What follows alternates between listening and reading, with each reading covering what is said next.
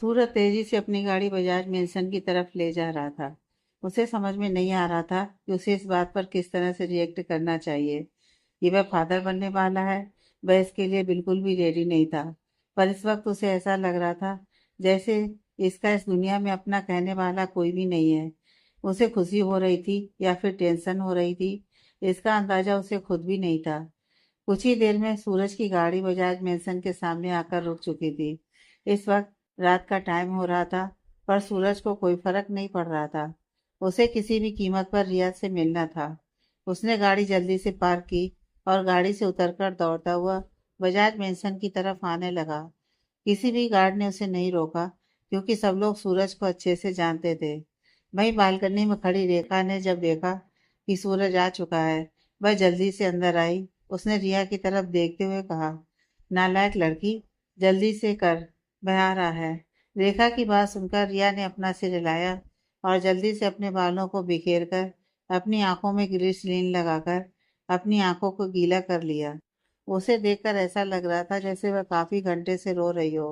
रेखा ने उसकी तरफ देखा और कहा, मैं बाहर जा रही हूँ, अच्छे से नाटक करना और कोई गड़बड़ मत करना, वरना मुझसे बुरा कोई नहीं होगा। इतना कहकर रेखा उस कमरे से बाहर चली गई। रेखा इनोसेंट बनने का नाटक करते हुए कॉरिडोर से नीचे सीढ़ियों की तरफ आ रही थी। तभी उसे सीढ़ियों से ऊपर की तरफ भागकर आता हुआ सूरज दिखाई दिया।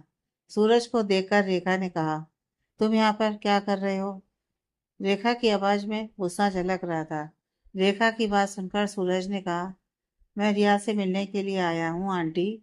सूरज की बात सुनकर रेखा ने गुस्से भरी आवाज में कहा, आप क्यों मिलना चाहते हो उसे? उसकी जिंदगी तो बर्बाद कर ही चुके हो। आखिर क्या मिला तुम्हें हमारी इकलौती बेटी की ऐसी हालत करके? मुझे तो समझ ही नहीं आता कि आखिर उसे तुम्हारे अंदर ऐसा क्या दिखता है जो उसने खुद की जिंदगी बर्बाद कर ली है। कितनी बार समझाया कि वह बच्चे को अवॉइड कर दे, पर वह यह बात मानने को तैयार नहीं है। रेखा की बात सुनकर सूरज हैरानी से रेखा की तरफ देखने लगा। उसने चिंता भरी आवाज में कहा, आप ये कैसी बातें कर रही हैं? आप उसे ये करने के लिए कैसे कह सकती हैं? वह मेरा और उसका बच्चा है। सूरज ने इतना कहा ही था कि रेखा ने गुस्से भरी आवाज में कहा, तुम्हारा? तुम्हें ये भी याद है कि रिया तुम्हारी गर्लफ्रेंड है? तुम तो उसे पूरी तरह से भूल चुके हो। अपनी बेटी की हालत मैंने देखी है। तुम्हारी वजह से वह दिन भर रात भर रोती रहती है। अगर ऐसा ही चलता रहा तो वह बच्चा अपने आप ही मर जाएगा। मुझे कोई टेंशन लेने की जरूरत नहीं है। वैसे भी मैं अपनी बेटी की जिंदगी तुम्हारे जैसे लड़के की वजह से बर्बाद होते हुए नहीं देख सकती। रेखा की बात सुनकर सूरज ने इस बार थोड़े गुस्से से कहा, आप एक माँ होकर ऐसी बातें कैसे कर सकती हैं? सूरज की बात सुनकर रेखा ने भी गुस्से से कहा, मैं रिया की माँ हूँ, इसलिए ऐसी बात कर रही हूँ। मैं अपनी बेटी की जिंदगी बर्बाद होते हुए नहीं देख सकती। वह भी तुम्हारी वजह से तो बिल्कुल भी नहीं। आखिर तुम्हारे लिए उसने 2 साल तक दुनिया की नजरों में तुम दोनों के रिलेशनशिप को छुपा कर रखा, क्योंकि तुम उस 2 कौड़ी की लड़की से बदला लेना चाहते थे। आखिर क्या नहीं किया मेरी बेटी ने तुम्हारे लिए? सब कुछ किया, पर तुमने क्या किया? उसे सिर्फ इग्नोर किया, उसे सिर्फ तकलीफ दी। रेखा की बात सुनकर सूरज चुप हो गया। रेखा ने कहा, चले जाओ यहाँ से। वैसे भी मेरी बेटी की हालत काफी खराब है, तुम्हें देखा तो दोबारा रोना स्टार्ट कर देगी। इतना कहकर रेखा ने सूरज की तरफ देखा तो सूरज ने जिद भरी आवाज में कहा, बिल्कुल भी नहीं। मैं रिया से मिले बिना यहाँ से नहीं जाने वाला। ना ही मैं रिया को कुछ होने दूंगा, ना ही अपने बच्चे को। इतना कहकर वो तेजी से दौड़ता हुआ रिया के रूम की तरफ चला गया। वहीं उसे अंदर की तरफ जाता देखकर पीछे से रेखा ने शैतानी मुस्कुराहट के साथ कहा, सच में ये लड़का बहुत बेवकूफ है।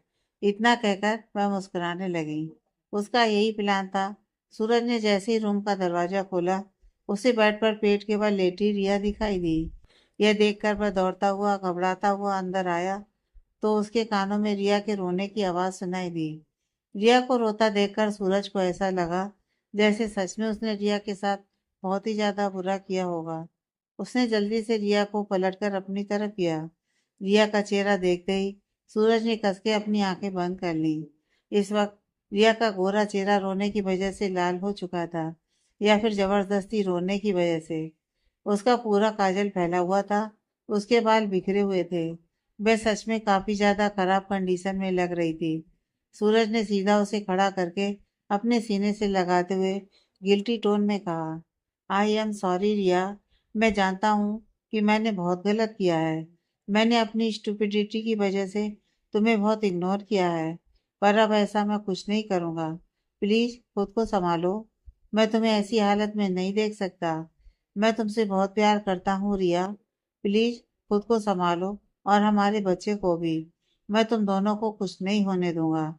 सूरज की बात सुनकर रिया के चेहरे पर एक शैतानी मुस्कुराहट आ गई, पर उसने कुछ नहीं कहा, ना ही सूरज को गले लगाया, बल्कि उसे खुद से दूर करने की कोशिश करने लगी। पर सूरज ने उसे कस के पकड़ लिया और कहा, प्लीज मुझसे दूर मत जाओ। मुझे तुम्हारी जरूरत है रिया। सूरज की ऐसी आवाज सुनकर रिया ने उसे खुद से दूर नहीं किया, बल्कि उसकी बाहों में समा गई।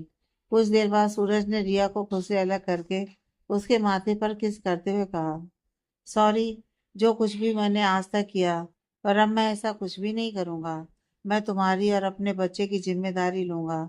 मैं जल्दी मॉम डैड से बात करके हमारी शादी की बात करूंगा। शादी की बात सुनकर रिया की आंखों में चमक नजर आने लगी। उसने चमकती आंखों से सूरज की तरफ देखते हुए कहा, सच में हम शादी करेंगे? सूरज ने जब रिया के चेहरे पर मुस्कुराहट देखी, तब उसने प्यार से कहा, हाँ हम शादी करेंगे। जितनी जल्दी हो सके उतनी जल्दी। मैं घर जाने के बाद सबसे पहले मम से इसी बारे में बात करूंगा, और मुझे यकीन है वह दादी और डैडी को मना लेंगी। रिया ने सूरज की तरफ देखा और मन ही मन कहा, सच में मम सही कहती हैं। मैं बहुत स्टूपिड हूँ। इतने दिनों से मैं सूरज के पीछे भाग रही थी, पर यह मुझसे दूर जा रहा था। पर मम की बात सुनी तो यह खुद भागता हुआ मेरे पास आया और शादी के लिए भी कह रहा है। मुझे अब अपनी मम की सारी बातें माननी होंगी। इतना सोचकर रिया ने मुस्कुराते हुए कहा, ठीक है, तुम जैसा चाहोगे ऐसा ही होगा। पर मेरी कोई जबरदस्ती नहीं है। अगर तुम मेरे बच्चों को एक्सेप्ट नहीं करना चाहते तो तुम आजाद हो। मैं खुद अपने बच्चे को बड़ा कर लूंगी। रिया की बात सुनकर सूरज ने थोड़े गुस्से से कहा, तुम कैसी बात कर रही हो? यह बच्चा हम दोनों का है, तो इसे तुम अकेली क्यों संभालोगी? मैं इसका फादर हूँ और इसकी सारी रिस्पॉन्सिबिलिटी मेरे ऊपर है। मैं अपने बच्चे को दुनिया की सारी खुशियां दूंगा जिसका वह हकदार है। सूरज की बात सुनकर रिया के चेहरे पर मुस्कुराहट आ गई, पर उसने मन ही मन कहा, जो बच्चा है ही नहीं उसके लिए तुम इतना ज्यादा सोच रहे हो। उसे हंसी तो बहुत आ रही थी, पर उसने खुद को कंट्रोल किया हुआ था। वहीं दूसरी तरफ बार में आसना आंसू भरी आंखों से बाहर मैनेजर को देख रही थी। मैनेजर ने गुस्से से कहा, मैं तुम्हें तुम्हारे पैसे नहीं दे सकता, क्योंकि तुमने किसी भी कस्टमर को खुश नहीं किया, और तुम्हारी वजह से वह सभी हमारे बार में आना बंद कर चुके हैं। इसलिए मैंने तुम्हारी सिर्फ 2 दिन की पेमेंट काटी है। मैनेजर की बात सुनकर आसना ने रोते हुए कहा, सर प्लीज हमें हमारे पैसे दे दीजिए। आप नहीं जानते, अगर हम आज पैसे लेकर नहीं गए तो हमारे घर पर खाना नहीं बनेगा। आप नहीं जानते, हमारे ऊपर हमारे 3 भाई बहनों की जिम्मेदारी है। हमारे माँ पापा की जिम्मेदारी है। हम सिर्फ उनके लिए यहाँ पर डांस करने के लिए आते हैं, ताकि आप हमें रोज हमारे पैसे दे सकें। प्लीज आज हमें आधे पैसे दे दीजिए, कल आप आधे काट लेना। आसना बहुत ज्यादा रिक्वेस्ट कर रही थी। वहीं आसना की हालत देखकर आखिर में मैनेजर ने उसे आधे पैसे दे ही दिए। पैसे लेकर जैसे ही आसना वहां से निकली, उसकी एक दोस्त ने उसकी तरफ देखते हुए कहा, आसना मेरी बात मान, तू कहीं और नौकरी ढूंढ ले। यहाँ पर तेरी इज्जत को हर रोज खतरा होता है। तेरी खूबसूरती ही तेरे लिए अभिशाप है। यह बात तू भी अच्छे से जानती है। उस लड़की की बात सुनकर आसना ने मुस्कुराते हुए कहा, हम कहाँ जाएं शीतल, पढ़े लिखे तो है नहीं जो कहीं पर नौकरी मिल जाए। माँ बाबा ने 10वीं के बाद पढ़ाई ही नहीं, और अनपढ़ लोगों को कहीं नौकरी मिलती ही नहीं है। और परिवार का पेट पालने की जिम्मेदारी मेरे ऊपर है, तो मैं क्या ही कर सकती हूँ, कहते उसकी आंखों से आंसू बह रहे थे। आसना की बात सुनकर उसकी दोस्त शीतल ने कहा, तू टेंशन मत ले, मैंने बात कर ली है, क्योंकि मुझे भी अब यहाँ पर काम नहीं करना। मैंने एक दोस्त से बात की है, उसने कहा था कि होटल में वेटर के लिए जॉब खाली है, तो हम दोनों वहां पर जाकर इंटरव्यू दे सकते हैं। हमें कुछ भी नहीं करना है, बस वहां पर खाना सर्व करना है, और इतना तो हम कर ही सकते हैं। शीतल की बात सुनकर आसना की आंखों में चमक नजर आने लगी, क्योंकि अब वह प्रेग्नेंट थी तो वह इस तरह से बार में डांस नहीं कर सकती थी। इसलिए उसे ऐसे ही किसी जॉब की तलाश थी। और अब शीतल की बात सुनकर उसे खुशी भी हो रही थी। उसने शीतल के दोनों हाथ अपने हाथों में लेकर आंसू भरी आंखों से उसकी तरफ देखते हुए कहा, थैंक यू सो मच शीतल, हमारी हेल्प करने के लिए। आसना की बात सुनकर शीतल ने मुस्कुराते हुए कहा, इसमें थैंक यू करने की क्या ज़रूरत है। मैंने तेरी कोई हेल्प नहीं की, बल्कि मैं खुद की हेल्प करना चाहती हूँ। वहाँ पर तो मुझे कोई नहीं जानने वाला होगा ना। अगर तू साथ रहेगी तो हम दोनों मिलकर काम कर लेंगे। मुझे भी कंफर्टेबल फील होगा और तुझे भी। इतना कहकर शीतल मुस्कुराने लगी। उसने मुस्कुराते हुए आसना के गाल पर हाथ फेरा और कहा, आसना, बुरा मत मानना, पर तेरे माँ बाप इतने भी बूढ़े नहीं हैं कि वह कुछ भी ना कर सकें। उन्होंने घर की सारी जिम्मेदारी तेरे ऊपर डाल दी और खुद मजे की जिंदगी जीते हैं। मुझे तो यकीन ही नहीं होता कि वह तेरे सगे माँ बाप हैं। शीतल की बात सुनकर आसना ने मन ही मन कहा, यकीन तो मुझे भी नहीं होता, पर क्या ही कर सकती हूँ। उन्होंने मुझे जन्म दिया है, बचपन से लेकर बड़ा किया है। अब मेरी जिंदगी है उनको अपनी मेहनत की कमाई से खिलाना। यह सोचकर उसने गहरी सांस ली, क्योंकि उसके पास दूसरा कोई ऑप्शन भी नहीं था। आसना की बातें सुनकर शीतल ने कहा, मैं जानती हूँ आसना कि तुझे लगता है कि तेरे परिवार की जिम्मेदारियां तेरे ऊपर है, पर तेरे माँ बाप को भी तो समझना चाहिए कि तू अकेली इतने बड़े परिवार को कैसे पालेगी। तेरी उम्र ही क्या है, बस 21 साल की है तू। पर तेरे माँ बाप को तुझसे कोई मतलब नहीं है। मैं जानती हूँ कि तुझे मेरी बातें बुरी लग रही होंगी, पर मुझे सच में ऐसा लगता है जैसे वह तेरे असली माँ बाप हैं ही नहीं। शीतल की बात सुनकर आसना ने एक कड़वी मुस्कुराहट के साथ कहा, नहीं शीतल, मुझे तुम्हारी बात का बिल्कुल भी बुरा नहीं लगा। तुम मेरी भलाई चाहती हो, इसलिए यह सब कुछ कह रही हो। कभी कभी तो मुझे भी लगता है कि मैं उनकी असली बेटी नहीं हूँ, क्योंकि आज तक मुझे कभी उनसे वह प्यार नहीं मिला जो प्यार वह मेरे भाई बहनों से करते हैं। मुझे तो सच में लगता है कि जरूर उन्होंने मुझे कहीं से उठाया होगा, सिर्फ बड़ी होने के बाद उनका बोझ उठाने के लिए। कहते हुए आसना की आंखों से आंसू बहने लगे। शीतल ने जब देखा कि आसना इमोशनल हो रही है, उसने प्यार से कहा, कोई बात नहीं, मुझे यकीन है एक दिन तेरी जिंदगी में ऐसा कोई लड़का आएगा जो तुझे इन सभी मुश्किलों से निकाल कर अपनी दुनिया में लेकर जाएगा और तुझे बहुत खुशियां देगा। शीतल की बात सुनकर आसना ने हंसते हुए कहा, शीतल, यह सिर्फ सपनों में हो सकता है, रियल लाइफ में नहीं। यह सिंड्रेला की कहानी थी, रियलिटी नहीं। और हमारे जैसे गरीब लड़कियों की तरफ कोई नहीं देखता। देखते हैं तो सिर्फ हवस की नज़रों से, किसी रिश्ते की नज़र से नहीं। किसी को हमसे शादी नहीं करनी होती, पर हमारे साथ सबको सोना होता है। सबको हमें देखकर बस यही फीलिंग आती है कि हम वही करती होंगी। किसी को नहीं लगता कि हम जैसे दो पैसे कमाकर अपना पेट पालना चाहते हैं। इसलिए मैं ऐसे सपने नहीं देखती जो कभी पूरे नहीं हो सकते। आसना की बात सुनकर शीतल चुप हो गई, पर फिर उसने मुस्कुराते हुए कहा, कोई बात नहीं, जो हमारी किस्मत में होना होगा वह हो जाएगा। हम अभी से टेंशन क्यों लें। वैसे तू घर जा रही है क्या? इतनी रात हो चुकी है, और तेरा घर तो जिस इलाके में है उस इलाके में काफी गुंडे मवाली भी घूमते हैं। तुझे डर नहीं लगता है इतनी रात को अकेले जाने में? शीतल की बात सुनकर आसना ने कहा, लगता है, पर क्या करूं, मजबूरी है। शीतल ने कहा, आज तुझे ज्यादा ही देर हो चुकी है। तू एक काम कर, तू आज मेरे साथ रहने चल। कल सुबह तू अपने घर चली जाना। शीतल की बातें सुनकर आसना ने कुछ देर तक सोचा और फिर कहा, ठीक है। वैसे भी उसका घर जाने का बिल्कुल भी मन नहीं था, क्योंकि उसकी माँ घर जाने के बाद उसे लगातार ताने देती थी। कुछ ही देर में आसना और शीतल दोनों शीतल के रूम पर आ गए। शीतल अकेली रहती थी, क्योंकि वह बचपन से ही अनाथ थी। आसना को वहां पर अच्छा लग रहा था, क्योंकि यहाँ पर कोई उसे गालियां देने वाला, उसे बुरा भला कहने वाला नहीं था। उसने गहरी सांस ली और मुस्कुराते हुए कहा, तुम बहुत किस्मत वाली हो शीतल। आसना की बात सुनकर शीतल ने हंसते हुए कहा, मैं अनाथ हूँ और तुम कह रही हो कि मैं किस्मत वाली हूँ? शीतल की बात सुनकर आसना ने मुस्कुराते हुए कहा, परिवार के होने के बावजूद अनाथ जैसी जिंदगी जीने से तो अच्छा है कि अनाथ ही रहो। शीतल आसना की बात का मतलब समझ गई थी। उसने प्यार से आसना का चेहरा अपने हाथ में भरते हुए कहा, मैंने कहा ना, तेरी जिंदगी बहुत जल्दी बदल जाएगी, इसलिए इतनी इमोशनल बातें करना बंद कर। मुझे तेरी आंखों में आंसू नजर आ रहे हैं, जैसे थोड़ी ही देर में रोना शुरू कर देगी। इसलिए पहले ही वार्निंग दे रही हूँ, रोना बिल्कुल भी नहीं। शीतल की बात सुनकर आसना ने उसे गले लगा लिया और उसके सीने पर सर रखकर रोने लगी।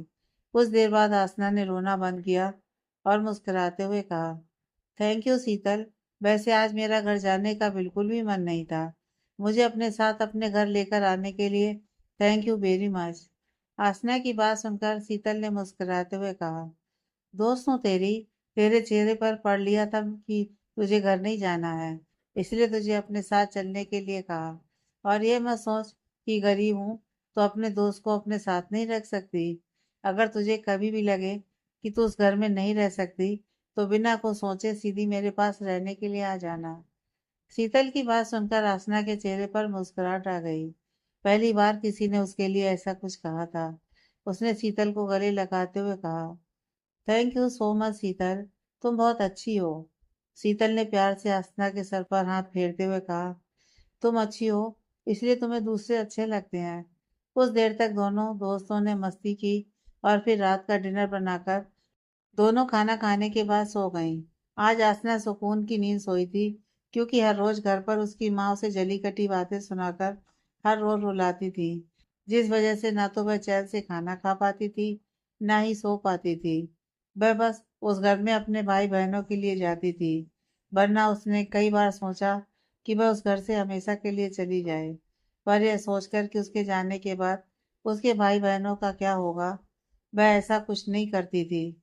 वहीं बजाज मेंशन में इस वक्त रिया और सूरज दोनों रिया के रूम में बैठकर मुस्कुराते हुए एक दूसरे के साथ बात कर रहे थे। रिया के चेहरे की मुस्कुराहट देखकर सूरज को भी अच्छा लग रहा था। सूरज बार बार रिया के पेट पर हाथ फेर रहा था। उसने प्यार से कहा, वैसे रिया कितने दिन हुए हैं? सूरज का सवाल सुनकर रिया ने घबराते हुए मन ही मन कहा, यह तो मैंने सोचा ही नहीं। इतना सोचकर उसने कहा, 1 महीना। रिया का जवाब सुनकर सूरज ने कुछ सोचते हुए कहा, पर रिया, हमने तो हर बार प्रोटेक्शन यूज की थी, पर यह कैसे हो गया? वह इतना सोच ही रहा था कि रिया ने आंसू भरी आंखों से उसकी तरफ देखा और कहा, तुम मुझ पर शक कर रहे हो? सूरज जो कंफ्यूज नजर आ रहा था, जब उसने रिया की आंखों में आंसू देखे तब उसे खुद पर ही गुस्सा आने लगा। उसने प्यार से रिया को सीने से लगाते हुए कहा, नहीं बेबी, मैं तुम पर शक नहीं कर रहा हूँ। प्लीज रोना बंद करो और मुझे माफ कर दो।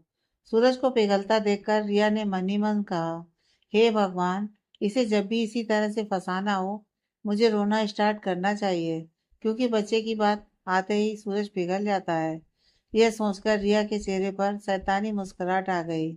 कुछ देर बाद सूरज ने प्यार से रिया को खुद से अलग करते हुए कहा, वैसे तुमने कुछ खाया नहीं ना? मुझे आंटी बता रही थी और वह मुझसे बहुत गुस्सा भी थी।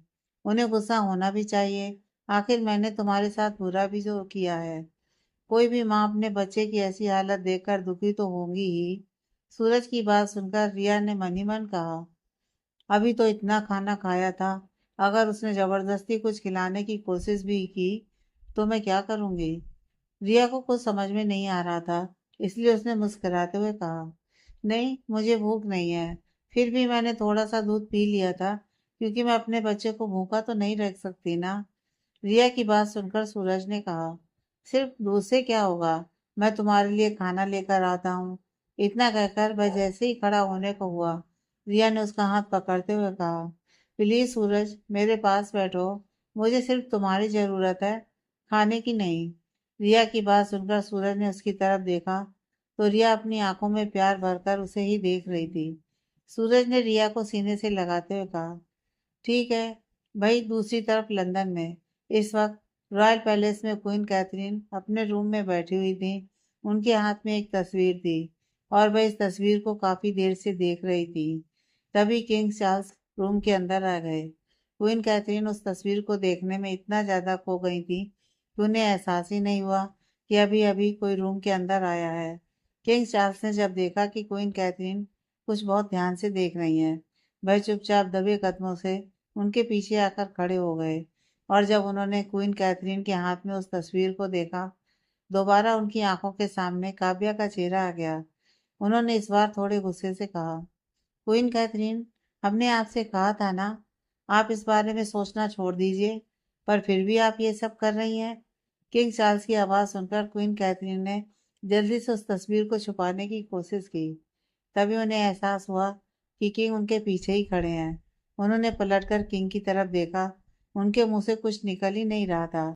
क्वीन को चुप देखकर किंग ने कहा, अब आप बोल क्यों नहीं रही हैं? जब हमने आपसे मना किया था इस बारे में सोचने के लिए, तो आप ये सब क्या कर रही हैं? किंग की बात सुनकर क्वीन कैथरीन ने अपना चेहरा नीचे झुकाते हुए कहा, हम क्या करें? हम चाहकर भी उसका चेहरा नहीं भुला पा रहे हैं। जब से हमने उसे देखा है, हमें बार बार उसकी ही याद आ रही है। इसलिए हमने आज ये बरसों पुरानी एल्बम निकाली। आपने भी देखा ना, उसका चेहरा कितना मिलता है। क्वीन कैथरीन की बात सुनकर किंग चार्ल्स चुप हो गए, पर फिर उन्होंने गहरी सांस लेते हुए कहा, मिलता होगा, हमें इससे कोई मतलब नहीं है। किंग चार्ल्स की बात सुनकर क्वीन कैथरीन हैरानी से उनकी तरफ देखने लगी।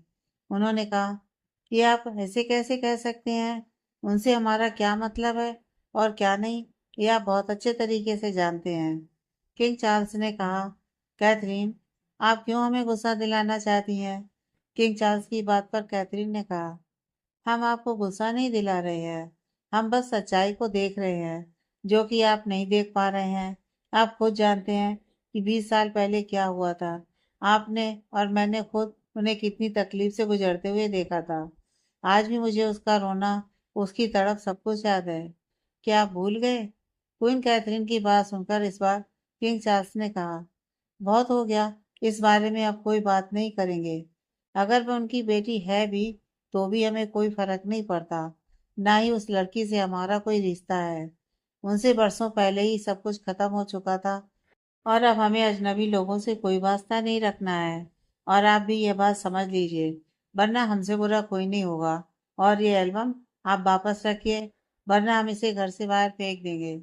इतना कहकर किंग चार्ल्स वहां से चले गए। किंग चार्ल्स का गुस्सा देखकर क्वीन कैथरीन थोड़ी डर गई, पर फिर उन्होंने गुस्से से कहा, हम आपसे नहीं डरने वाले। भले ही आपके लिए सब कुछ खत्म हो गया था, पर हम सब कुछ खत्म नहीं होने देंगे। गलती आपकी थी, उनकी नहीं। फिर भी आपकी वजह से हमने आज तक उनसे बात नहीं की, पर इस बार ऐसा नहीं होगा। वहीं रॉयल पैलेस में एक रूम में क्रिस्टीना अपने रूम में बैठी हुई थी। रूम में पूरी तरह से अंधेरा था। वह अपने बेड के पास घुटनों के बल नीचे बैठी हुई थी। उसके बाल बिखरे हुए थे। उसके चेहरे के नीचे डार्क सर्कल आ चुके थे, जिसका साफ मतलब था कि वह रात भर सोई नहीं है। उसके कपड़े भी बिखरे हुए थे और बाल भी। वह इस वक्त किसी चुड़ैल से कम नहीं लग रही थी। तभी उसके रूम का दरवाजा खुला और विलियम अंदर आया। विलियम ने कहा, कैस्टीना कहाँ हो? विलियम की आवाज़ सुनकर भी कैस्टीना ने बिल्कुल भी रिस्पॉन्स नहीं दिया। विलियम ने जल्दी से स्विच ऑन किया और कमरे की हालत देखकर वह हैरान हो गया। कमरे में चारों तरफ सामान बिखरा हुआ था और क्रिस्टीना बेड के पास घुटनों के बल बैठी हुई थी। उसकी आंखों के नीचे के डार्क सर्कल देखकर विलियम ने कहा, ये क्या हालत बना ली है तुमने अपनी? इतना कहते हुए वह क्रिस्टीना के पास आ गया। विलियम क्रिस्टीना से बहुत प्यार करता था, क्योंकि वह उसकी इकलौती और प्यारी बहन थी। और क्रिस्टीना की ऐसी हालत देखकर उसे बिल्कुल भी अच्छा नहीं लग रहा था। विलियम जल्दी से नीचे बैठा।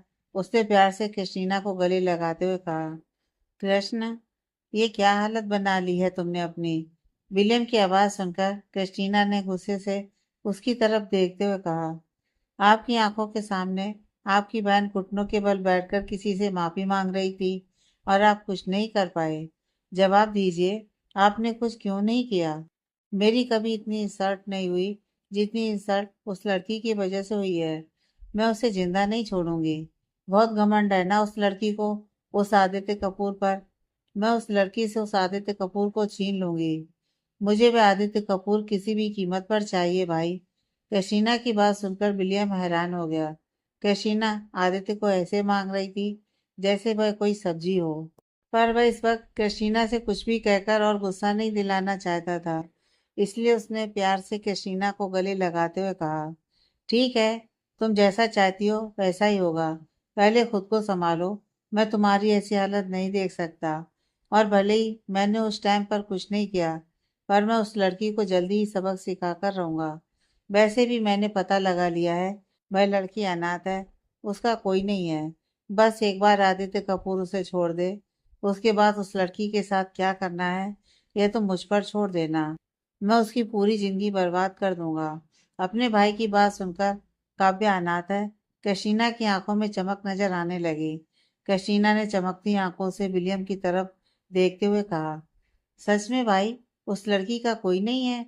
अगर आदित्य कपूर ने उसे छोड़ दिया तो हम उसके साथ कुछ भी कर सकते हैं। कशीना की बातें सुनकर विलियम ने मुस्कुराते हुए कहा, कुछ भी? हम उसे पूरी तरह से बर्बाद कर देंगे। उसने मेरी बहन को अपने सामने घुटनों के बल बैठकर माफी मांगने के लिए मजबूर किया था ना। मैं उसकी इज्जत पूरी दुनिया में नीलाम कर दूंगा। वह किसी को मुंह दिखाने के लायक नहीं रहेगी। वह खुद को आदित्य कपूर की गर्लफ्रेंड समझती है ना। बहुत जल्दी आदित्य कपूर भी उसे छोड़ देगा। मैं बहुत जल्दी उसे आदित्य कपूर की नजरों में गिरा दूंगा। विलियम की यह बात सुनकर कैटरीना के चेहरे पर बड़ी सी मुस्कुराहट आ गई।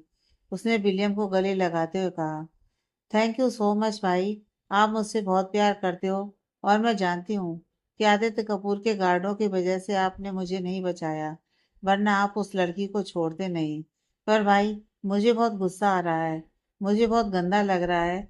कभी किसी ने मेरी ऐसी इंसल्ट नहीं की थी जैसी आज हुई है। कैटरीना की बात सुनकर विलियम ने प्यार से उसके माथे पर किस करते हुए कहा, कैटरीना, जो कुछ भी हुआ उसे भूल जाओ। बस इतना याद रखो कि तुम्हें अपना बदला लेना है, वह भी उस लड़की को बर्बाद करके। अगर तुम इसी तरह से रोती रही तो लोग तुम्हारा मजाक बनाएंगे। तुम हमारी प्रिंसेस हो और तुम इस तरह से खुद को कमजोर नहीं पड़ने दे सकती। वैसे भी सोशल मीडिया साइट से तुम्हारी सारी वीडियो हट चुकी हैं और किसी की इतनी औकात नहीं कि वह तुम्हारे मुंह पर तुम्हें कुछ कह सके। इसलिए तुम्हें टेंशन लेने की जरूरत नहीं है। विलियम की बात सुनकर कैस्टीना ने गहरी सांस ली। अब उसे थोड़ी राहत महसूस हो रही थी। उसने कहा, भाई मुझे बहुत पेन हो रहा है। इतना कहकर उसने अपने पैरों की तरफ इशारा किया तो विलियम का ध्यान उसके पैरों पर गया, जिस पर काफी खून लगा हुआ था। यह देखकर विलियम ने घबराते हुए कहा, यह क्या किया तुमने? उसने देखा तो नीचे कांच के टुकड़े पड़े हुए थे। विलियम ने गुस्से से कहा, तुम इस तरह की बेवकूफी कैसे कर सकती हो? किसी और का गुस्सा खुद पर कैसे निकाल सकती हो? विलियम की बातें सुनकर क्रिस्टीना ने अपना चेहरा नीचे झुकाते हुए कहा, भाई, मैंने उसके सामने घुटने टेके थे, इसलिए मुझे बहुत गुस्सा आया और मैंने अपने घुटनों पर चोट पहुंचा दी। विलियम ने जल्दी से क्रिस्टीना को गोद में उठाया और बेड पर बिठाकर उसके पैरों की ड्रेसिंग कर ली। विलियम ने प्यार से क्रिस्टीना के गाल पर हाथ फेरते हुए कहा, मैं बाहर जा रहा हूँ, तुम अपना ख्याल रखना। इतना कहकर विलियम वहां से चला गया। वही विलियम के जाने के बाद क्रिस्टीना ने खुद से कहा, काव्या, मैं तुम्हें छोड़ूंगी नहीं। तुम्हारी वजह से जिंदगी में पहली बार मुझे इतनी इंसल्ट का सामना करना पड़ा है। उस आदित्य के कारण तुम इतनी ज्यादा उड़ रही हो। एक दिन वह तुम्हें इस तरह की चोट पहुंचा देगा कि तुम कभी उस चोट से उभर नहीं पाओगी और वह हमेशा हमेशा के लिए मेरा बन जाएगा। तुम्हारी आंखों के सामने ही मैं उसे तुमसे हमेशा हमेशा के लिए अलग कर दूंगी। कहते हुए कैटरीना के चेहरे पर एक जहरीली मुस्कुराहट आई। वहीं दूसरी तरफ इस वक्त आदित्य के घर पर काव्या और आदित्य दोनों लिविंग रूम में बैठकर टीवी देख रहे थे। काव्या चुपचाप टीवी देख रही थी और आदित्य काव्या के चेहरे के एक्सप्रेशन। काव्या कार्टून देख रही थी, जिस वजह से वह बार बार हंस रही थी और वह काफी क्यूट भी लग रही थी। आदित्य ने मुस्कुराते हुए कहा, आखिर ऐसा क्या है इन कार्टून में जो तुम इन्हें देखकर इतना ज्यादा हंस रही हो? आदित्य की बात सुनकर काव्या ने मुस्कुराते हुए कहा, आप भी देखो, सच में बहुत फनी है। मैं तो कहती हूँ, जब भी आपका मूड खराब हो, आप इसी तरह से कार्टून देखा करो, बहुत अच्छा लगता है। काव्या की बात सुनकर आदित्य ने कार्टून की तरफ देखा। उसे अजीब सा लगा। उसने मुंह बनाते हुए कहा, मैं नहीं देख सकता ऐसी घटिया शो। आदित्य की बात सुनकर काव्या ने मुंह बनाकर उसकी तरफ देखा और कहा, खड़ूस। इतना कहकर वो दोबारा कार्टून देखने लगी, पर आदित्य ने उसके मुंह से खड़ूस सुन लिया था। आदित्य ने काव्या को घूरते हुए कहा, क्या कहा तुमने? काव्या ने आदित्य की तरफ देखकर नकली हंसी के साथ कहा, कुछ नहीं, आपने जरूर कुछ गलत सुन लिया होगा। इतना कहकर वो दोबारा टीवी देखने लगी। काव्या की बात सुनकर आदित्य ने उसे घूरते हुए कहा, आजकल तुम कुछ ज्यादा नहीं बोलने लगी हो। लगता है मेरा डर खत्म हो गया। आदित्य की बात सुनकर काव्या ने अपने नाखून चबाते हुए मन ही मन कहा, आपसे डर ही कब लगता है? इतने हैंडसम बंदे से कोई डर सकता है भला? मैं तो बस आपसे प्यार ना हो जाए इसीलिए दूर दूर भागती हूँ। काव्या ने खुद से कहा। भाई आदित्य को उसकी बात तो सुनाई नहीं दी, पर आदित्य ने उसे कुछ कहते हुए सुन लिया था। उसने कहा, क्या कहा, दोबारा बोलो। आदित्य की बात पर काव्या ने मासूमियत से कहा, हमने कुछ नहीं कहा, सच्ची में। आदित्य ने काव्या के चेहरे के एक्सप्रेशन देखा। इस वक्त वह बहुत क्यूट लग रही थी। उसने कहा, ठीक है, कोई बात नहीं। अभी तो मैं तुम्हें छोड़ रहा हूँ, पर अगली बार से मुझे खड़ूस कहने से पहले यह जरूर सोच लेना कि यह खड़ूस कुछ भी कर सकता है। आदित्य की बात सुनकर काव्या ने दोबारा मन ही मन कहा, खड़ूस कहीं के। उसी देर में दोनों अपना डिनर कंप्लीट करके अपने अपने रूम में सोने के लिए चले गए। अगली सुबह दोनों ब्रेकफास्ट टेबल पर ब्रेकफास्ट कर रहे थे। तभी आदित्य ने कहा, हम थोड़ी देर बाद इंडिया के लिए वापस निकलने वाले हैं। आदित्य की बात सुनकर काव्या ने उसकी तरफ देखा। उसके चेहरे पर अजीब से एक्सप्रेशन थे। आदित्य ने अपना चेहरा ऊपर उठाया, काव्या की तरफ देखा, तो वह समझ गया कि काव्या उससे कुछ पूछना चाहती है। इसलिए उसने कहा, तुम्हारी फिल्म की शूटिंग पिछले एक हफ्ते से बंद थी और तुम्हारे वापस जाते ही फिल्म शूटिंग दोबारा स्टार्ट हो जाएगी। इसलिए तुम्हें टेंशन लेने की ज़रूरत नहीं है। तुम्हें रिप्लेस नहीं किया गया है। आदित्य की बात सुनकर काव्या हैरानी से उसकी तरफ देखने लगी। वहीं उसे खुद की तरफ हैरानी से देखता देखकर आदित्य ने कहा, ज़्यादा सोचो मत, क्योंकि मैं दिमाग में नहीं आता, ना ही दिल में, और मुझे लोगों का चेहरा पढ़ना आता है। और तुम्हारे चेहरे पर साफ साफ लिखा था कि तुम क्या पूछना चाहती हो, इसलिए मैंने तुम्हें जवाब दे दिया। अब चुपचाप अपना ब्रेकफास्ट कंप्लीट करो, क्योंकि तुम्हारे छोटे से दिमाग में ये बात फिट नहीं होने वाली है। आदित्य की बात सुनकर काव्या का मुंह बन गया और उसने कुछ नहीं कहा और चुपचाप अपना ब्रेकफास्ट कंप्लीट करने लगी। कुछ देर बाद दोनों रेडी हो चुके थे और उनके हाथ में उनके लगेज बैग थे। आदित्य का लगेज बैग एक सर्वेंट ने पकड़ा हुआ था और काव्या ने अपनी एक छोटी सी बैग पकड़ी हुई थी।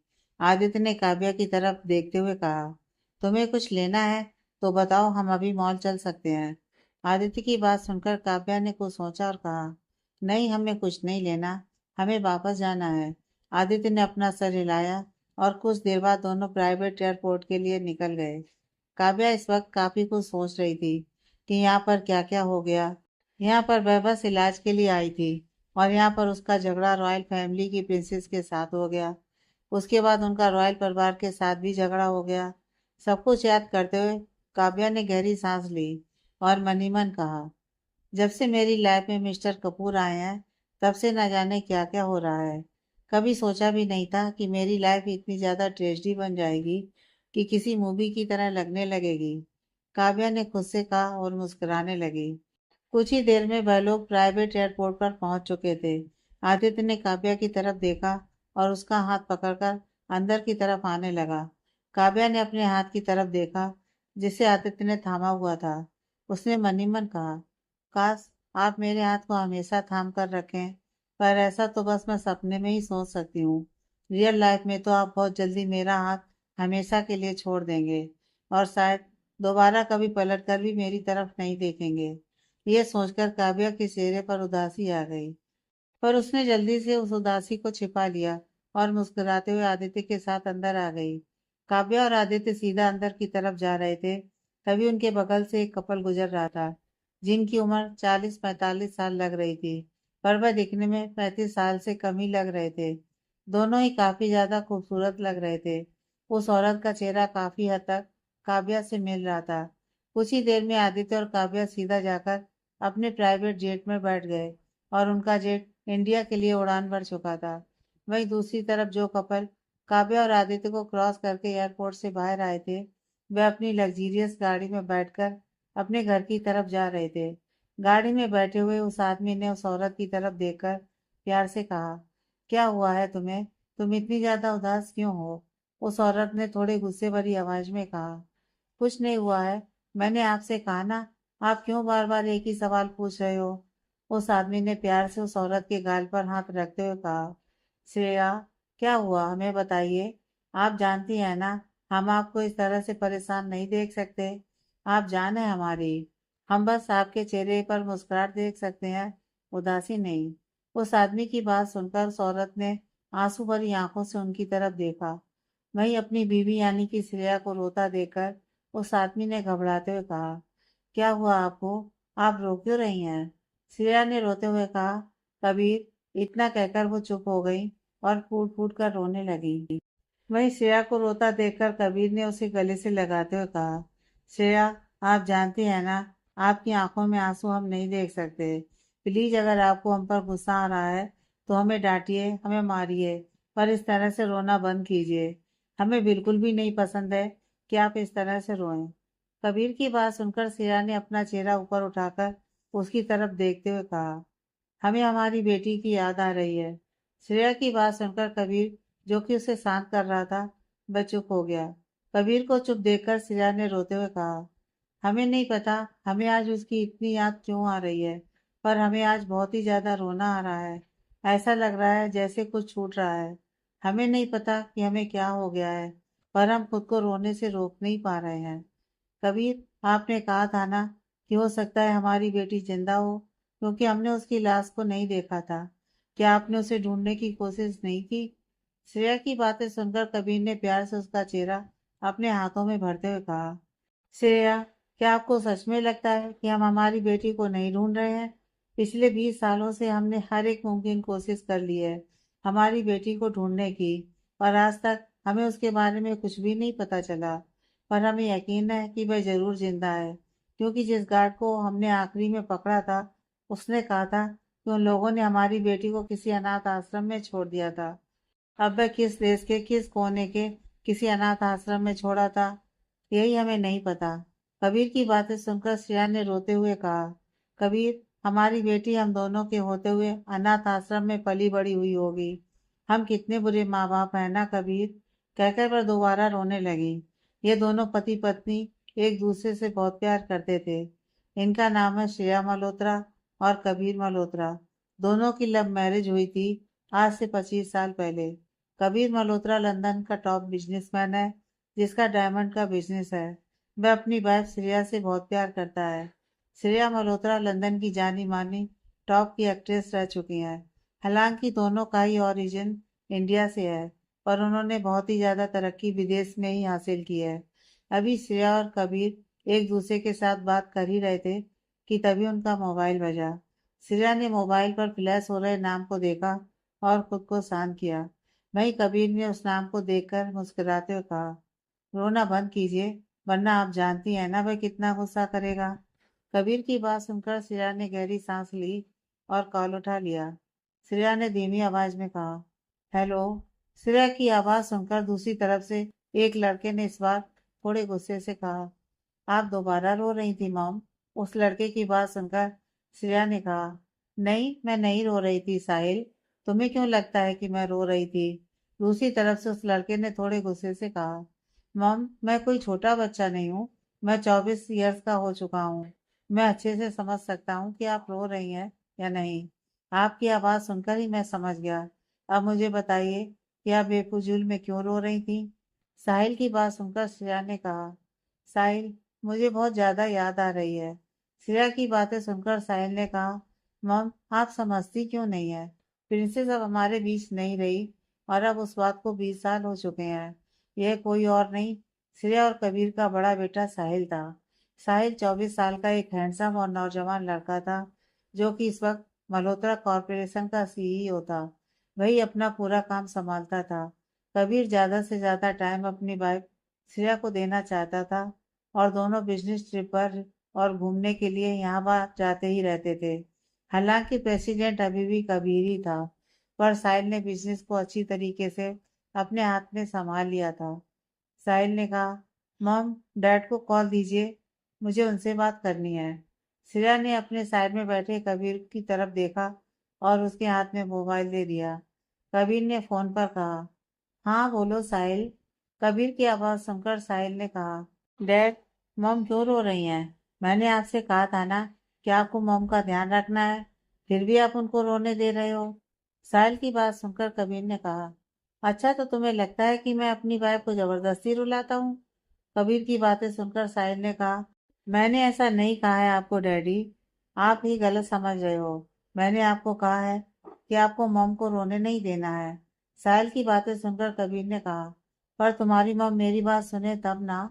वह तो काफी देर से रो रही हैं और मेरी बात ही नहीं सुन रही। इनफैक्ट मुझसे बात भी नहीं कर रही हैं। जैसे तैसे मैंने अभी उनको मनाया है। कबीर की बात सुनकर साहिल ने कहा, ठीक है, आप जल्दी से घर आ जाइए। मैं भी ऑफिस से घर आ जा रहा हूँ। उसके बाद मैं ही मॉम को डांट कर समझा दूंगा। इतना कहकर साहिल ने कॉल कट कर दिया। साहिल का कॉल कट होने के बाद कबीर ने मुस्कुराते हुए कहा, अब आपको अपने बेटे की डांट सुननी होगी। कबीर की बातें सुनकर श्रेया ने छोटे बच्चों की तरह मुंह बनाते हुए कहा, कबीर, आप मेरा मजाक उड़ा रहे हो। आपको अपने बेटे को समझाना चाहिए, पर आप तो उसको सपोर्ट करते हो। इस तरह से कोई मुझे डांटेगा तो आप उसे सपोर्ट करोगे? श्रेया की बात सुनकर कबीर ने हंसते हुए कहा, बिल्कुल करूंगा, क्योंकि वह तुम्हारे भले के लिए तुम्हें डांटता है। कहने को तो तुम उसकी माँ हो, पर हरकतें तुम्हारी बच्चों जैसी हैं। कबीर की बात सुनकर श्रेया ने मुंह बनाकर उसकी तरफ देखा। कबीर ने आगे बढ़कर श्रेया के गाल खींचते हुए कहा, तुम अभी भी उतनी ही क्यूट हो जितनी पहले थी। कबीर की बातें सुनकर श्रेया के चेहरे पर मुस्कुराहट आ गई। तभी उसने अपने गले में पहने पेंडेंट को हाथ से पकड़ उस पर किस करते हुए कहा, काश हमारी प्रिंसेस भी हमारे साथ होती तो सब कुछ कितना अच्छा होता ना। श्रेया की बात सुनकर कबीर ने उसे सीने से लगाते हुए कहा, श्रेया, अगर हमारी प्रिंसेस अभी भी इस दुनिया में है तो मैं उसे कहीं से भी ढूंढ कर निकाल लूंगा। पर प्लीज तुम रोना नहीं। वहीं दूसरी तरफ मुंबई के प्राइवेट एयरपोर्ट पर आदित्य काव्या का हाथ पकड़कर एयरपोर्ट से बाहर निकल रहा था। थोड़ी देर पहले ही उनका जेट लैंड हुआ था। काव्या की आंखों में नींद भरी हुई थी, क्योंकि आदित्य उसे उठाकर लेकर आया था। इसलिए वह बिल्कुल किसी छोटे बच्चों की तरह चुपचाप उसके साथ चलते हुए जा रही थी। उसे होश ही नहीं था कि आदित्य उसे लेकर कहाँ जा रहा है। कुछ ही देर में आदित्य काव्या को लेकर गाड़ी में आकर बैठ गया। गाड़ी में आते ही काव्या ने अपना सिर आदित्य के कंधे पर रखा और आराम से लेट गई। आदित्य ने काव्या की तरफ देखा और उसे नहीं उठाया। आदित्य ने काव्या के चेहरे की तरफ देखा। सोते हुए वह बहुत प्यारी लग रही थी। उसने मन ही मन कहा, सच में तुम बहुत सुंदर हो, बिल्कुल किसी परी की तरह। न जाने क्यों तुम्हें देखकर ऐसा लगता है जैसे मैं पहले से तुम्हें जानता हूँ। यह सोचकर आदित्य काव्या के चेहरे को दोबारा देखने लगा, पर उसे समझ में नहीं आ रहा था कि उसने काव्या को पहले कहाँ देखा है। कुछ देर बाद उनकी गाड़ी कपूर मैंसन के सामने आकर रुक गई। आदित्य ने काव्या की तरफ देखा, जो अभी भी सो रही थी। उसने मन ही मन कहा, कितनी सोती है ये लड़की, किसी कुंभकर्ण की तरह। उसने काव्या को उठाने का सोचा, पर तभी उसे याद आया कि उसने काव्या को फ्लैट से भी उठाकर ही लाया था। उसने मन ही मन कहा, दोबारा इसकी नींद खुल जाएगी। इतना सोचकर आदित्य ने काव्या को गोद में उठाया और उसे लेकर गाड़ी से नीचे उतर गया। काव्या ने भी अपना सर उसके सीने पर रख दिया और कंफर्टेबल होकर लेट गई। आदित्य ने मन ही मन कहा, क्या मैं इसे इसका पिलो नजर आता हूँ? फिर उसने अपना सिर हिलाया और काव्या को लेकर सीधा उसके रूम में आ गया। उसने काव्या को ध्यान से उसके बेड पर लिटाया और कंबल से कवर करके वापस जाने को हुआ कि काव्या ने नींद में ही उसका हाथ पकड़ लिया और अपने सर के नीचे दबाकर कंफर्टेबल होकर लेट गई। आदित्य ने यह देखकर मन ही मन कहा, स्टूपिड गर्ल। आदित्य की बात सुनकर जैसे काव्या को हंसी आ गई हो, वह नींद में ही मुस्कुराने लगी।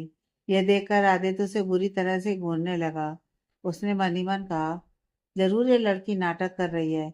इतना सोचकर उसने काव्या को उठाने के बारे में सोचा, पर फिर उसने खुद से कहा, नाटक तो नहीं कर सकती, जरूर नींद में कुछ सपना देखकर मुस्कुरा रही होगी।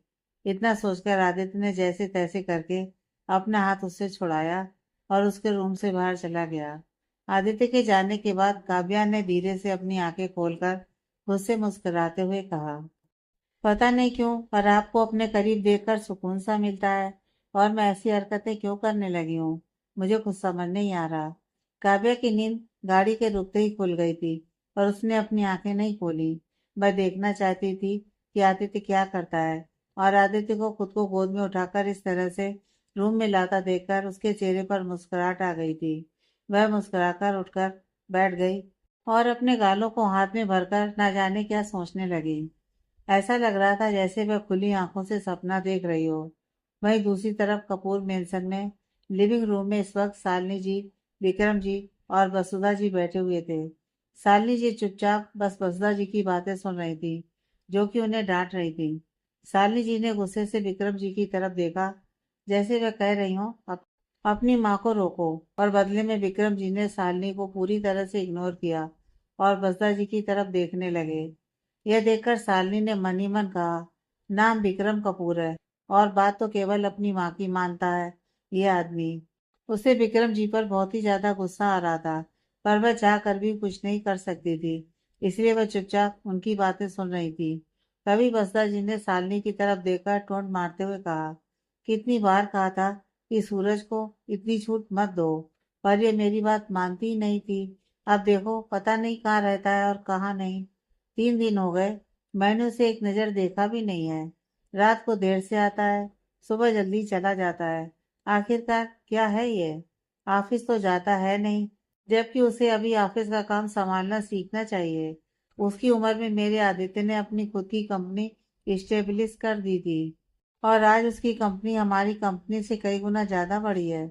मुझे तो यकीन ही नहीं होता कि दोनों मेरे ही पोते हैं। दोनों में जमीन आसमान का फर्क है।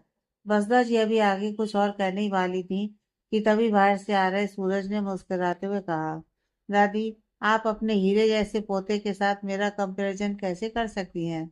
मैं तो कोयला हूँ। सूरज ने यह बात भले ही मुस्कुराते हुए कही थी, पर उसके कहने का साफ साफ मतलब था कि आप अपने चाहते पोते के साथ मुझ जैसे नालायक का कंपैरिजन क्यों कर रही हैं, जिसे आप बिल्कुल भी पसंद नहीं करती। वैसे तो बसदा जी अपने पोतों में फर्क नहीं करती थी, पर जब से उन्हें पता चला था कि सूरज ने काव्या के साथ क्या किया है, तब से बसदा जी सूरज के साथ इसी तरह से बात करती थी, ताकि उनकी बातों को सुनकर ही सही सूरज सुधरने की कोशिश करे। पर सूरज सुधरने की जगह और ज्यादा बिगड़ता ही जा रहा था। सूरज की बातें सुनकर बसदा जी ने गुस्से से कहा, आ गया नालायक, तुझे याद भी है कि तेरी एक दादी है या फिर मर गई? बस्ता जी की बात सुनकर सूरज ने उन्हें मुस्कुराते हुए कहा, मुझे तो याद है कि मेरी एक दादी है, पर शायद आपको नहीं याद कि आपका एक और पोता है। आपके लिए तो बस आपका एक ही पोता दुनिया में एग्जिस्ट करता है, जिसका नाम है आदित्य कपूर। सूरज कपूर तो आपके लिए मायने ही नहीं रखता। सूरज की बात सुनकर बसदा जी ने गुस्से से कहा, देख विक्रम, तेरा बेटा किस तरह से बात कर रहा है मेरे साथ। ऐसे लगता है कि मैं इसमें और आदित्य में फर्क करती हूँ। इसे ये नजर नहीं आता कि आदित्य और इसमें कितना अंतर है। एक तरफ वह हमारा नाम ऊंचा कर रहा है, और एक तरफ यह हमारा नाम डुबाने की पूरी तैयारी करके बैठा हुआ है। कितनी बार सोचती हूँ कि कुछ ना कहूँ, पर यह लड़का है कि सुधरने को तैयार ही नहीं है।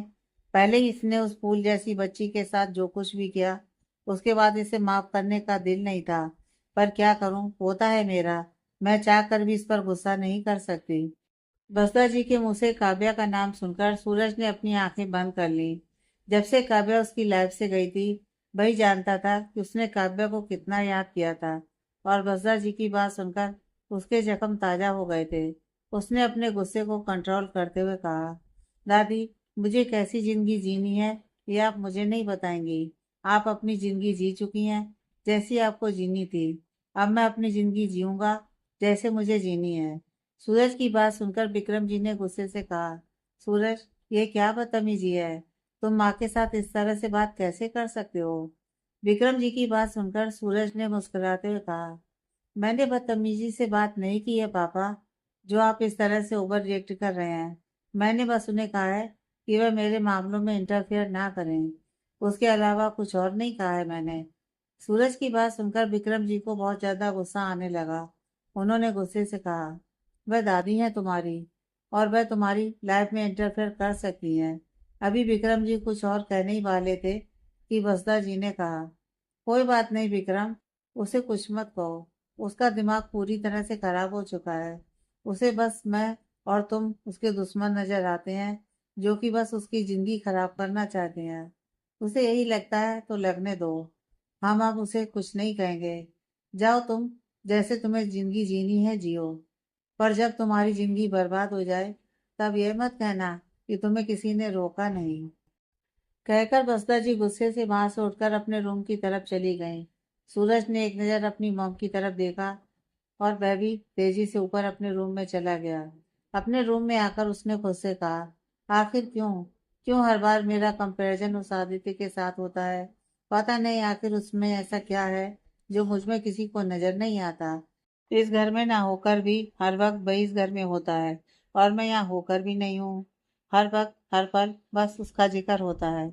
पता नहीं आखिर कब उस आदित्य से मेरा पीछा छूटेगा, और उसके नाम से ही मुझे नफरत है। आदित्य कपूर। यह कहकर सूरज अपने बालों को गुस्से से खींचा और बेड पर बैठ गया। तभी उसे कुछ याद आया, जिसे याद करते ही उसके चेहरे पर एक बड़ी सी मुस्कुराहट आ गई। उसने मुस्कुराते हुए कहा, भले ही सब लोग तुमसे बहुत प्यार करते हैं, पर जब हमारे परिवार वालों को पता चलेगा कि मैं उन्हें उनका वारिस देने वाला हूँ, वह लोग जरूर मुझसे ज़्यादा प्यार करेंगे, क्योंकि दादी तो हमेशा से ही अपने पर पोते को देखने के लिए परेशान रहती हैं। और जब उन्हें पता चलेगा कि उनका परपोता या परपोती दुनिया में आने वाली है, और वह भी मेरी वजह से, तो वह ज़रूर मुझसे भी प्यार करेंगी। फिर उसने कुछ सोचते हुए कहा, पर पहले मुझे मम को बताना होगा और उन्हें शादी के लिए राजी करवाना होगा, तभी बाकी घर वाले भी मानेंगे। यह सोचकर सूरज कुछ सोचने लगा। कुछ देर बाद वह अपने रूम से निकलकर अपने माँ पापा के रूम की तरफ जाने लगा। उसने गहरी सांस ली और खुद से कहा, डैड तो अभी नीचे चले गए होंगे। यही सही वक्त है, मुझे मॉम से बात करनी होगी। कुछ ही देर में वह रूम के बाहर आकर खड़ा हो गया। उसकी हिम्मत नहीं हो रही थी कि रूम के अंदर जाने की। हालांकि उसे अपनी मॉम से डर तो नहीं लगता था, पर उसे डर इस बात का था कि कहीं अंदर विक्रम जी तो ना हो, क्योंकि वह इस वक्त विक्रम जी का सामना नहीं करना चाहता था। उसने गहरी सांस ली और उनका दरवाजा खोलकर अंदर आ गया। अंदर उसे कोई भी नजर नहीं आया। उसने आवाज देते हुए कहा, मॉम कहाँ हो आप? मुझे आपको कुछ बताना है। पर सूरज का जवाब किसी ने नहीं दिया। यह देखकर वह मुड़कर जाने को हुआ कि तभी उसका ध्यान कॉर्नर में रखे हुए एक पेपर पर गया। वह जल्दी से उस तरफ अपने कदम बढ़ाने लगा। उसे पता नहीं, पर उस पेपर को उठाने की क्यूरियोसिटी हो रही थी। सूरज ने पेपर के नजदीक जाकर धीरे से उस पेपर को उठाया। पेपर के ऊपर लिखा हुआ था, मिसेज कपूर मेडिकल रिपोर्ट। इस नाम को पढ़ते ही सूरज ने खुद से कहा, यह तो आदित्य की माँ का रिपोर्ट है, पर उनको मरे तो काफी साल हो चुके हैं। फिर यह रिपोर्ट? इतना कहकर जैसे ही वह रिपोर्ट खोलने वाला था, उसे पीछे से किसी की गुस्से भरी आवाज सुनाई दी, तुम यहाँ पर क्या कर रहे हो? इस आवाज को सुनकर उसने पीछे पलटकर देखा, तो पीछे शालिनी गुस्से से उसे ही देख रही थी। अपनी मॉम को देखकर वह कुछ कहने ही वाला था कि शालिनी उसके पास आई। उसने सूरज के हाथ से उस रिपोर्ट को छीनकर साइड में रखते हुए कहा, तुम मेरे रूम में क्या कर रहे हो? और इस तरह से बिना पूछे किसी चीज को हाथ क्यों लगा रहे हो? शालिनी की गुस्से भरी आवाज सुनकर सूरज ने पलटकर शालिनी की तरफ देखा और कहा, मॉम यह। उसने इतना कहा ही था कि शालिनी ने गुस्से से कहा, सूरज मैंने कहा ना, इस तरह से बिना पूछे किसी भी चीज को हाथ नहीं लगाते। तुम कोई छोटे बच्चे नहीं हो जो यह बात अब मैं तुम्हें समझाऊं। अपनी मॉम को इस तरह से गुस्सा होता देखकर सूरज ने उन्हें शांत करते हुए कहा, सॉरी मॉम। सूरज इस वक्त शालिनी को गुस्सा बिल्कुल भी नहीं दिलाना चाहता था, क्योंकि उसे शालिनी के साथ रिया के बारे में बात करनी थी। शालिनी ने खुद को शांत किया और कहा, ये बताओ कि तुम मेरे रूम में क्यों आए हो? शालिनी की बात सुनकर सूरज को याद आया कि वह रूम में क्यों आया है। अभी वह कुछ कहने ही वाला था कि शालिनी ने जल्दी से उसके हाथ से वह पेपर छीन लिए। शालिनी को इस तरह से पेपर छीनता देखकर सूरज को कुछ अजीब लगा। उसने ज्यादा ध्यान नहीं दिया और कहा, मॉम मुझे आपसे एक इम्पोर्टेंट बात करनी है। शालिनी ने उन पेपर्स को अपने हाथ में कसकर पकड़ा, जैसे वह बहुत इम्पोर्टेंट हो, और गहरी सांस लेते हुए कहा, ठीक है बोलो, मैं सुन रही हूँ। सूरज ने कहा, मॉम मुझे रिया से शादी करनी है। शालिनी, जो कि ठीक से उसकी बात नहीं सुन रही थी, जैसे ही उसने सूरज के मुंह से यह सुना कि सूरज को रिया के साथ शादी करनी है, वह हैरानी से सूरज की तरफ देखने लगी। वहीं शालिनी को खुद की तरफ इस तरह देखता देखकर सूरज ने कहा, मॉम मैंने आपसे कुछ कहा, क्या आपने सुना नहीं? सूरज की बात सुनकर शालिनी ने गहरी सांस लेते हुए कहा, मैंने तुम्हारी बात सुन भी ली। बस मैं यह सोच रही हूँ कि तुम जो एक महीने से रिया को इग्नोर कर रहे थे, ऐसा क्या हो गया कि अब तुम रिया के साथ शादी करना चाहते हो? क्योंकि रिया की मॉम ने मुझे कॉल पर बताया था कि तुमने काफी दिनों से रिया से बात नहीं की। इनफैक्ट रिया की हालत काफी खराब थी। शालिनी की बात सुनकर सूरज ने गिल्ट भरी आवाज में कहा, आई नो मॉम कि मैं गलत था। मैं रिया को इग्नोर कर रहा था, जबकि उसकी कोई गलती नहीं थी। पर अब मैं समझ गया हूँ कि मैं गलत कर रहा था, और अब मैं रिया को अपनी लाइफ में लाना चाहता हूँ। उसके साथ शादी करके जिंदगी में आगे बढ़ना चाहता हूँ। सूरज की बात सुनकर शालिनी ने उसकी तरफ देखते हुए शक भरी आवाज में कहा, सूरज, क्या कुछ ऐसा है जो तुम मुझसे छिपा रहे हो? देखो, साफ साफ सब कुछ सच बता दो। अगर मुझे बाद में पता चला कि तुमने कुछ भी मुझसे झूठ बोला है, तो मुझसे बुरा कोई नहीं होगा। या फिर भूल जाना कि मैं तुम्हारी किसी भी काम में मदद करूंगी। अपनी मॉम की बात सुनकर सूरज ने मन ही मन कहा, मुझे मॉम को सच बताना ही होगा। इतना कहकर उसने गहरी सांस ली और फिर मुस्कुराते हुए कहा, मॉम, आप दादी बनने वाली हो। शालिनी जी को शक था कि सूरज कुछ तो छुपा रहा है। जैसे ही उसने यह सुना कि वह दादी बनने वाली है, पहले तो वह हैरान हो गई, पर उसने खुशी से कहा, इसका मतलब रिया प्रेग्नेंट है और इसीलिए तुम उसके साथ शादी करना चाहते हो? यही बात है ना? शालिनी की बातें सुनकर सूरज ने मुस्कुराते हुए कहा, मॉम, आप सही बात समझ सकती हैं, क्योंकि आज मुझे रिया ने कॉल किया था और बताया कि वह प्रेग्नेंट है। मुझे कुछ भी समझ में नहीं आया। उसने कहा था कि अगर मैं उससे रिश्ता खत्म करना चाहता हूँ, तो भी उसे कोई प्रॉब्लम नहीं है, पर वह बच्चे को नहीं गिराएगी, बल्कि बच्चे को इस दुनिया में लाकर अकेली बच्चे को बड़ा करेगी। और मॉम, मैं अपने बच्चे के साथ ऐसा कैसे होने दे सकता हूँ? वह मेरा खून है, हमारे कपूर परिवार का खून है। इसलिए मैंने रिया से शादी करने का डिसीजन ले लिया। सूरज की बात सुनकर शालिनी कुछ सोचकर मुस्कुराने लगी। उसने मुस्कुराते हुए कहा, सूरज, तुम सोच भी नहीं सकते कि इस वक्त हमारे हाथ में कितना बड़ा जैकपॉट लगा है। शालिनी की बात सुनकर सूरज ने कहा, मतलब? शालिनी ने मुस्कुराते हुए कहा, तुम तो जानते हो कि तुम्हारी दादी हमेशा आदित्य को शादी के लिए फोर्स करती हैं, क्योंकि उन्हें अपने परपोते या परपोती का चेहरा देखना चाहती हैं। पर आदित्य हमेशा उनकी बात अनसुनी कर देता है। पर अब तुम्हारा बच्चा दुनिया में आने वाला है। तुम्हारा बच्चा कपूर परिवार का बड़ा बेटा होगा, इस कपूर परिवार का बच्चा। अपनी मॉम की बात सुनकर सूरज के चेहरे पर भी बड़ी सी मुस्कुराहट आ गई। उसने इस मुस्कुराहट के साथ कहा, हाँ माँ, मेरा बेटा इस घर का बड़ा वारिस होगा। अगर बाद में आदित्य को बच्चा हो भी गया, तो भी मेरा ही बेटा बड़ा होगा। इसलिए मैंने सोचा है कि मैं रिया से शादी कर लूंगा, और आपको इसमें मेरी मदद करनी होगी। आपको ही दादी और डैड को मनाना होगा। सूरज की बात सुनकर शालिनी ने एक सातिर मुस्कुराहट के साथ कहा, तुम्हें उसके लिए चिंता करने की जरूरत नहीं है। तुम यह सब कुछ मुझ पर छोड़ दो। तुम्हारे डैड और दादी को कैसे मनाना है, यह मुझे अच्छे से पता है। जब उन्हें पता चलेगा कि उनके खानदान का वारिस एक लड़की के पेट में पल रहा है, वह खुद तुम्हारी शादी उसके साथ कर देंगे। शालिनी जी की बात सुनकर सूरज ने खुशी से उन्हें गले लगाते हुए कहा, सच में ना मॉम?